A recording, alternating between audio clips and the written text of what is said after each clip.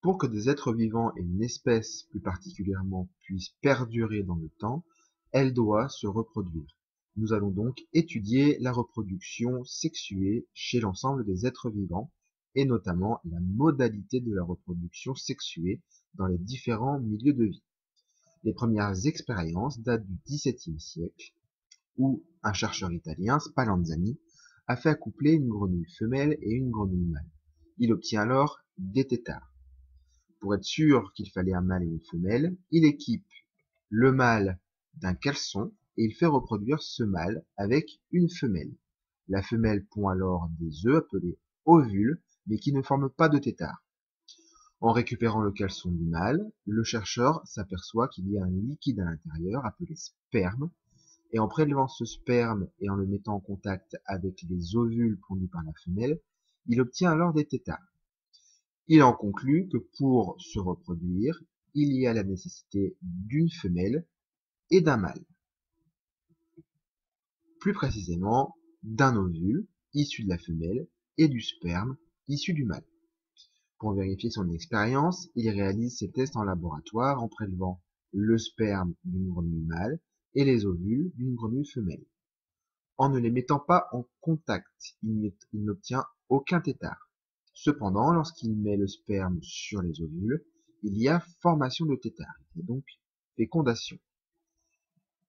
En prélevant le liquide du sperme et en le mettant en contact avec des ovules, comme sur la troisième expérience, il n'y a pas de formation de tétard. Cependant, lorsqu'il récupère ce qu'il y a dans le filtre et qu'il met en contact les ovules, il y a formation de tétard. Donc pour qu'il y ait reproduction, il faut la rencontre entre un ovule et le spermatozoïde contenu dans le sperme afin de donner un nouveau-né. Et cette rencontre entre l'ovule et le spermatozoïde qui aboutit à un nouveau-né s'appelle la fécondation. Comment s'effectue cette fécondation et donc la reproduction dans les différents milieux de vie, notamment dans l'eau, le milieu aquatique, et dans l'air, le milieu aérien? Pour cela, nous allons d'abord voir l'exemple de la reproduction aquatique avec l'exemple de poissons appelés les scalaires. Dans l'eau, la femelle scalaire dépose ses ovules en ligne sur une feuille.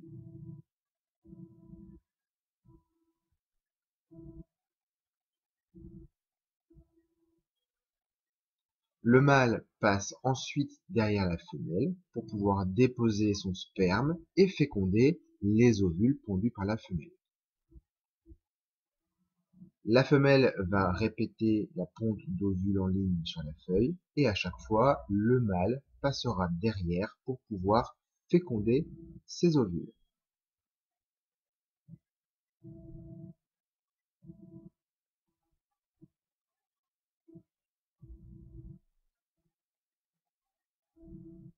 La fécondation a donc lieu dans le milieu de vie, dans l'eau.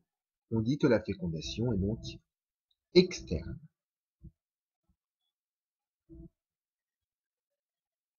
Les ovules fécondés vont donner des œufs qui se feront 3 jours plus tard et donneront naissance à des têtards. En milieu aérien, c'est un peu plus différent. Il y a nécessité d'une rencontre entre un mâle et une femelle, et plus précisément d'un accouplement. En effet, le mâle va devoir pénétrer son pénis à l'intérieur de l'organisme reproducteur de la femelle, notamment dans le vagin. Une fois le mâle ayant pénétré son pénis dans le vagin de la femelle, il va pouvoir libérer des spermatozoïdes dans les voies reproductrices de la femelle. Si la femelle a fabriqué un ovule, il peut alors y avoir fécondation. La fécondation ayant lieu dans l'organisme femelle, on dit que la fécondation est interne. Chez les végétaux, c'est à peu près le même principe. En période de floraison, la partie mâle de la fleur, l'étamine, va donner des grains de pollen contenant des spermatozoïdes qui vont se déposer sur la partie femelle de la plante, de la fleur, le pistil, qui contient dans son bas un ovule. Pour que le grain de pollen puisse rencontrer l'ovule qui se situe au bas du pistil, il doit fabriquer un tube pollinique qui va traverser tout le pistil. On parle de pollinisation, il n'y a pas d'accouplement. L'ovule fécondé donnera un embryon qui permettra de développer une plantule qui donnera une nouvelle plante. La fécondation est alors interne puisqu'elle se fait à l'intérieur de l'organisme végétal. Pour le développement du futur bébé, il y a deux possibilités. Soit le futur bébé se développe dans un œuf, et on dit que l'être vivant est ovipare, comme le cas des poissons qui pondent leurs œufs dans l'eau, les oiseaux, dont la poule, ou souvent les reptiles, comme par exemple la tortue. L'être vivant peut vivre soit en milieu aquatique, soit en milieu aérien. Dans d'autres cas, le futur bébé peut se développer dans l'organisme femelle, et on dit que l'être vivant est vivipare. C'est notamment le cas de l'ensemble des mammifères, comme le cerf et la biche vu dans la vidéo, l'espèce humaine, les ours, les girafes, ou certains mammifères aquatiques, comme par exemple le dauphin.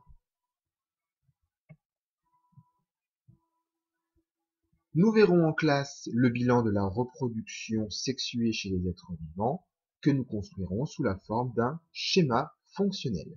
Mais pour cela, vous devez compléter l'exercice qui vous est donné.